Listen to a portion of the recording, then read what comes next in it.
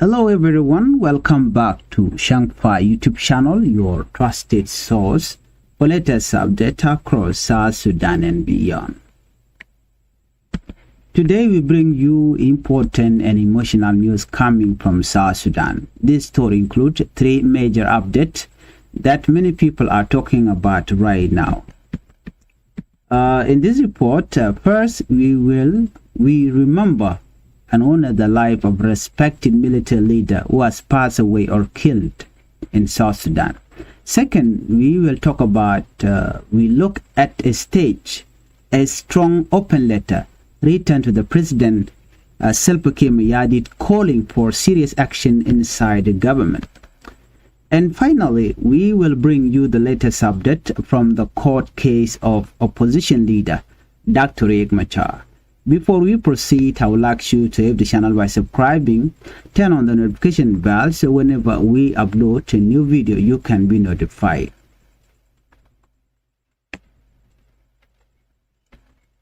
Let's begin this report with obituary a fallen general in South Sudan. The country has lost one of its respected military leader, Brigadier General Lero Dola. According to this report, he was laid to rest in Juba on Saturday after passing away on Thursday night. His death has shocked many people across the country. He was not only a soldier but also a leader, a peace builder, and a man who worked for unity. According to this report, General Lero from Anuak community was born in 1970 in Akobo. As a child, he lived a simple life, taking care of cattle before starting school. He studied in Akobo and later continued his education in Pibo. He completed his secondary school in Malakal in 1988. Before joining the military, he was already involved in leadership in the early 1990s. He worked as a lawmaker in Upper Nile. Later, he also served in Jonglei State. This shows that from a young age, he cared about serving people. Let's look at the military journey. In 1996, he joined the Sudan People Liberation Movement and army. From that time, he grew step by step through hard work and discipline. He trained as a soldier and became an officer. According to this report, he served in Poshala for several years. Poshala is one of the places habited by the Anuak community. People who worked with him said he was committed, calm and focused. Later, he traveled to the United States to continue his studies. He studied at Minnesota State University. He learned a degree in social and behavioral science. Then he completed a master's degree in multicultural and ethnic studies. While studying, he was known for his strong thinking and writing skills. After South Sudan became independent in 2011, he came back often to help. He worked to bring peace between communities in Jonglei State. He spoke many languages, including Anuak, Arabic, English, Nuer, Murle, and Shuluk. This made him a strong mediator. People trusted him because he understood different groups. In 2014, he returned fully to South Sudan. He joined the Agwelek force under Johnson Ulun and became a general. Until his death, he served in a high office, focusing on mobilization and disarmament. General Lero's life was about service, unity, and peace. According to this report, his colleagues describe him as a man who worked quietly but strongly. His death is a big loss to the army, his family, and the whole nation. According to this report, he will be remembered for his dedication and his effort to bring people together. Now let us move to a serious political issue. Open letter to President Salva Kiir Mayardit. An open letter has been written to President Salva Kiir Mayardit. The letter is from a concerned citizen represented by Dr. Sunday John.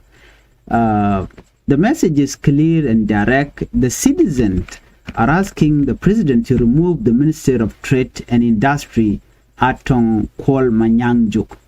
The writers say the minister has shown behavior that is not acceptable for a public leader. He claims she insults citizens, ignore government rules, and create conflict inside the government. The letter said this is happening while many citizens are suffering. Families are struggling, soldiers are unpaid, and services are not improving.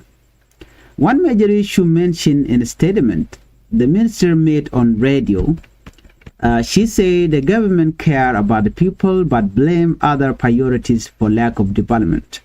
Many people understood this as an excuse. Later, she made a social media post saying, "The dog bark, but the caravan move on." This made many citizens angry. They felt she was insulting them. Let's look at the people reaction. People expect an apology from her, but instead, the minister defended her statement. This made the situation worse. The letter said this showed a lack of respect for the public. The letter also lists several accusations, including ignoring cabinet decisions, supporting family members in government position, punishing officials who try to protect public safety, and allowing poor quality goods into the country. One example mentioned is a worker who refused unsafe maize flour at the border but was punished. Another serious issue is fuel price. After one of her decisions, fuel price increased sharply. This affects ordinary people the most. The letter strongly called for 3 actions.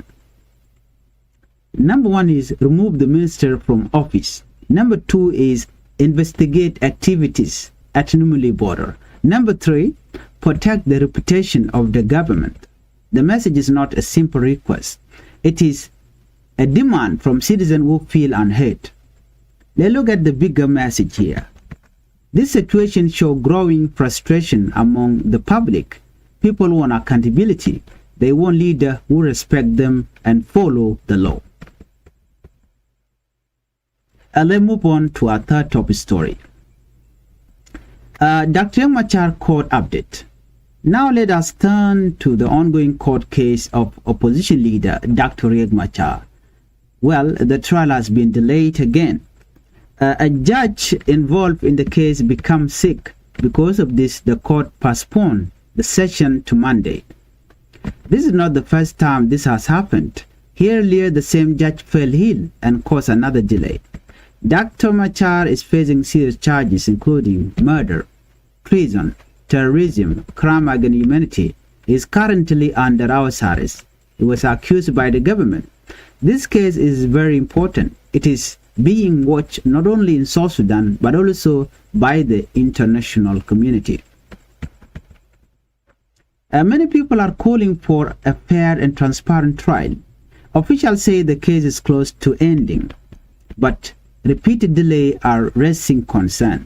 People are worried the process may take longer than expected. The trial includes many lawyers on both sides. The prosecution and defense team are largely inexperienced. Several other individuals are also accused in the case. This case is not just about one person. It is about justice, leadership, and the future of the country. Many people believe how this case is handled will affect peace and stability. As we come to the end of today's news, we remember the life of General Lero, a man who worked for unity and peace. We see the growing frustration of citizens calling for accountability in government, and we continue to watch closely the important court case of Dr. Machar. These stories remind us that leadership, justice, and respect for the people are very important for any nation. Now, we want to hear from you. What do you think about this development? Share your thought in the comment below. If you found this video helpful, don't forget to share and subscribe for more updates.